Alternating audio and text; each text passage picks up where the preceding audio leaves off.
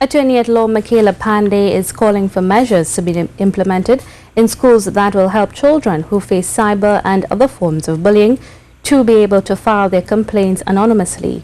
Ms. Panday was part of a panel at the Naparima Boys College on Wednesday, which focused on the topic of cyberbullying. She said oftentimes children are afraid to speak out for fear of further victimization.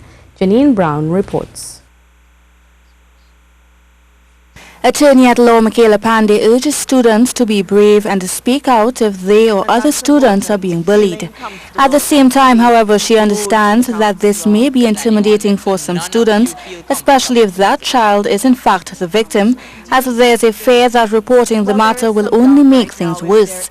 It's with this thinking that she says schools should have a system where students feel safe to speak up.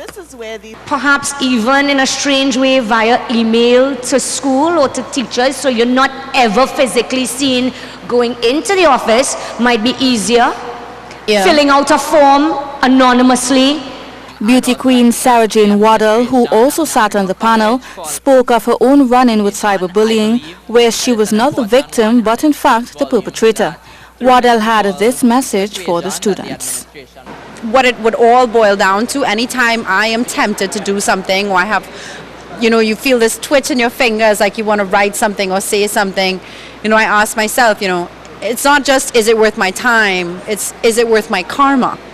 Is it really worth my karma? Ms. Panday called on government to treat with the issue with some sense of urgency.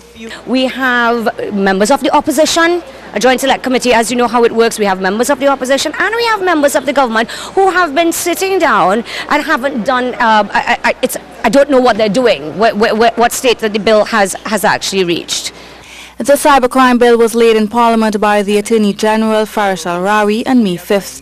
It's currently before a joint select committee, which is at this time seeking public comment on the legislation. Janine Brown, C News.